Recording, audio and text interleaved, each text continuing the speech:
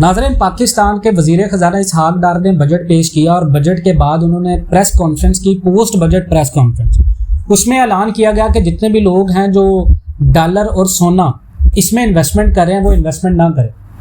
इसका मतलब ये है कि पाकिस्तान को जितने भी इन्वेस्टर थे उनको एक डायरेक्टली एक मैसेज दे दिया इसहाक डार साहब ने, और पाकिस्तान की मैशत में एक थोड़ी सी नेगेटिविटी जो हमारी रिसर्च के मुताबिक आपने लोगों को कहा कि इसमें इन्वेस्टमेंट ना करें, आपको नुकसान होगा। इसका मतलब यह है कि यहाँ से एक बात तो बिल्कुल जाहिर है कि इसहाक डार साहब मिलियन ऑफ डॉलर्स मार्केट में फेंक के डॉलर को मसनूई तरीके से कंट्रोल कर रहे हैं। और पाकिस्तान का जो IMF के साथ नौमा जायज़ा है वो 30 जून को ख़त्म हो जाएगा। बहुत सारे लोग हमें क्रिटिसाइज़ कर रहे हैं, सर आपने तो कहा था बजट के बाद गोल्ड महंगा होगा, तो आप कह रहे हैं 2024 तक अब इसको होल्ड करके रखें। भाई गोल्ड की हम आपको लेटेस्ट अपडेट्स बता रहे हैं। अब मार्केट में अगर हुकूमत मसनूई तरीके से किसी चीज़ को कंट्रोल कर रही है और वो चीज़ की जो कीमत है वो ज़्यादा है, तो इसमें हमारा तो कोई कसूर नहीं है। पाकिस्तान के अंदर डॉलर बेस जितनी भी इन्वेस्टमेंट है, जितनी भी करेंसीज हैं या ऑल्टरनेटिव करेंसी इन्वेस्टमेंट हैं, जो प्रीशियस मेटल्स हैं जैसे सोना है, चांदी है, उसके साथ हीरे हैं, तो ये जितने भी मार्केट है ये हुकूमत के कंट्रोल में है। पाकिस्तान प्योर गोल्ड का इंपोर्टर है और प्योर गोल्ड के इंपोर्टर होने के नाते पाकिस्तान ने एलसीज बंद की हैं। एलसीज में इंपोर्ट्स ड्यूटी कुछ ऐसी हैं जिनके ऊपर हुकूमत ने टैक्स छूट दी है, जैसे IT जितनी भी इंपोर्ट होंगी, उसके साथ साथ जितनी भी पाकिस्तान सोलर पैनल का खाम माल, ये सारी जितनी भी चीज़ें इनके ऊपर पाकिस्तान की हुकूमत ने टैक्स छूट दी है। लेकिन गोल्ड की इंपोर्ट के ऊपर हुकूमत ने अभी तक कोई रिलीफ नहीं दिया। इसका मतलब ये है कि सोना खरीदने से मना इसलिए किया जा रहा है कि पाकिस्तान के अंदर कानून साजी बन रही है ताकि जितने लोग इसमें इन्वेस्टमेंट करें हम उसको पकड़ें। इसका मतलब है कि पाकिस्तान के अंदर इन तमाम तर चीज़ों की अभी मज़ीद किल्लत पैदा होगी। उसकी वजह यह है कि डॉलर आने वाले दिनों में पाकिस्तान के अंदर अगर मिनी बजट हुकूमत लेके आती है तो भी डॉलर तब तक 400 रुपये का होगा। और डॉलर, बहुत सारे लोग कहते हैं भाई डॉलर की वीडियो बना दी, डॉलर तो ऊपर जाएगा, लेकिन उसके पीछे अवामल भी तो समझे ना, आपके डॉलर क्यों ऊपर जाएगा। हमने अदायगियाँ करनी है, अदायगियों के साथ साथ हमारी हुकूमत ने खसारे का बजट किया है। हुकूमत की टैक्स कलेक्शन की टोटल रेवेन्यू मिला के 14.46 अरब रुपए का हुकूमत ने टैक्सेस दिया है, जिसमें से करीबन आधे पैसे हमने सूद की अदायगी में करने हैं। तो ये वो सूद नहीं है कि जो हमने कर्जा उतारना है, ये जो रकम हमने ली है, जो प्रिंसिपल अमाउंट है, प्रिंसिपल अमाउंट उतनी ही रहेगी, लेकिन उसके ऊपर जो इंटरेस्ट बनेगा हमने वो कर्जा देना है। तो आप कैसे कह सकते हैं अपने मुल्क के अंदर कि आपके मुल्क में डॉलर और गोल्ड बहुत ज़्यादा नीचे आ जाएगा। ये मसनूई तरीके से अगर होल्ड भी कर ले हुकूमत तो आने वाले दिनों में गोल्ड की वैल्यू पाकिस्तान के अंदर मज़ीद बढ़ेगी। अभी पाकिस्तान के अंदर सोना इस वजह से सस्ता हो रहा है कि मसनूई तरीके से एक तो गोल्ड और डॉलर को हुकूमत ने एक दफ़ा जोड़ के रखा हुआ।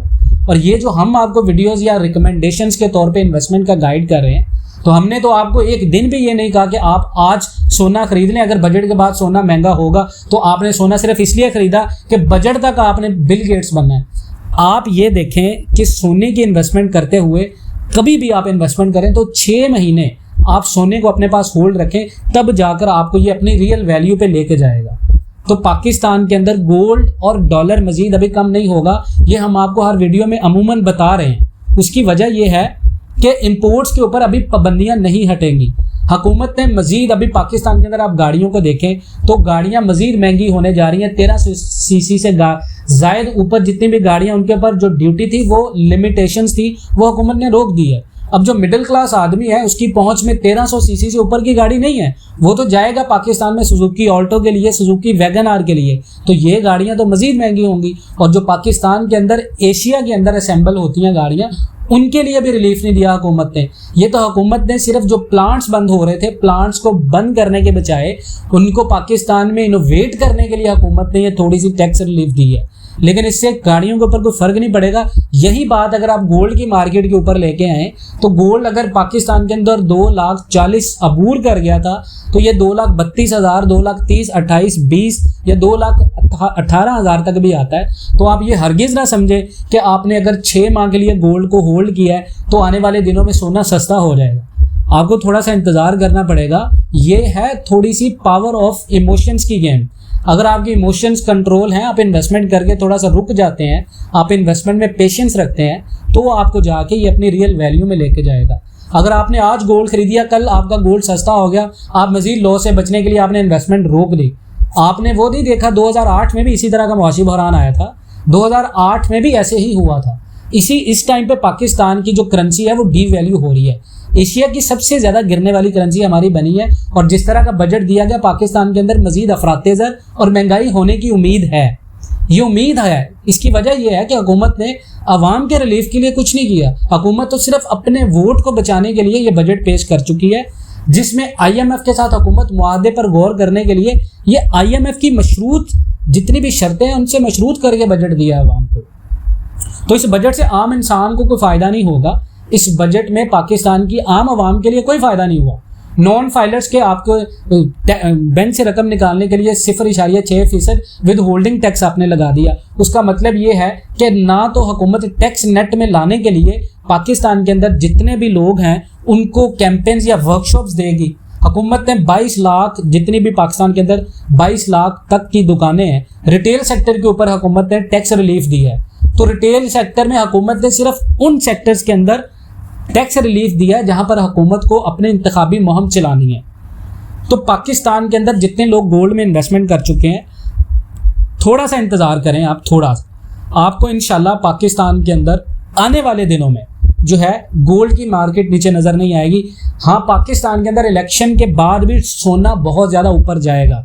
ये हम हर वीडियो में कहते हैं। अभी बजट गुजरा, अभी 9 जून हुई है, अभी आप थोड़ा सा इंतजार करें। इस महीने में हम भी आपको साथ साथ अपडेट करें, तो आप क्रिटिसाइज जरूर करें अगर वो प्रेडिक्शंस गलत होती हैं। लेकिन एकदम से प्रेडिक्शंस जो हमने की वो एकदम से अगर गलत हुई, तो हुकूमत की मसनूई तरीके से अगर हुकूमत ने सारी चीज़ें कंट्रोल करके रेट को थोड़ा सा नीचे ले आई, तो आप ये ना समझे इससे तमाम तर दबाव पाकिस्तान के स्टेट बैंक के ज़खायर के ऊपर आता है। आज 3 अरब तक हमारे स्टेट बैंक के ज़खायर हो चुके हैं। इसका मतलब ये है कि अगर IMF का मुआहदा नहीं होता तो हुकूमत मजीद अभी टैक्सेस लगा के अपना रेवेन्यू पूरा करेगी। और अगर इस तरह महंगाई मजीद होती है तो डेफिनेटली पाकिस्तान के अंदर कोई भी इन्वेस्टमेंट या कोई भी इन्वेस्टर बड़ा पैसा नहीं लगाएगा। और इन्वेस्टर जब भी कभी इस तरह की सिचुएशन होती है तो वो पाकिस्तान में या किसी भी मुल्क में किसी सेक्टर में पैसा नहीं लगाता, वो उठता है, उठ के वो जो बड़ा इन्वेस्टर होता है वो गोल्ड में अपनी जो इन्वेस्टमेंट है वो स्टोर कर लेता है। उसका मतलब ये था कि गोल्ड एक रियल वैल्यू मनी है जिसकी हेज इन्फ्लेशन कंट्रोल करने की पावर ज़्यादा है, तो वो पैसा अपना स्टॉक कर देता है। तो हुकूमत ने ये कोई कारोबारी बजट नहीं दिया, तो डेफिनेटली इससे इन्वेस्टमेंट तो नहीं आएगी, फॉरेन डायरेक्ट इन्वेस्टमेंट तो डेफिनेटली नहीं आएगी। रेमिटेंस जितना भी है, रेमिटेंस को हुकूमत ने जितना ज़्यादा इसमें रिलीफ देने की कोशिश की है, रेमिटेंस फिर भी बहुत कम आएगा। डेट्स मीन कि द रीज़न इज के रेमिटेंस जितने भी हैं पाकिस्तान के बैरूनी मुल्क Pakistani, they are not trusted on PDM government, so they are waiting for election as well. So the reason is कि अगर आपने इन्वेस्टमेंट किया गोल्ड में, आप होल्ड करें इसको थोड़ा सा, आपको इसके रिजल्ट आएंगे थोड़े दिन बाद। मज़ीद इस तरह की ताज़ा तरीन अपडेट्स वीडियोज़ के लिए जुड़े रहें पाकिस्तान एंड वेल्थ TV के साथ। मिलते हैं नेक्स्ट वीडियोज़ में, तब तक के लिए अल्लाह हाफिज़।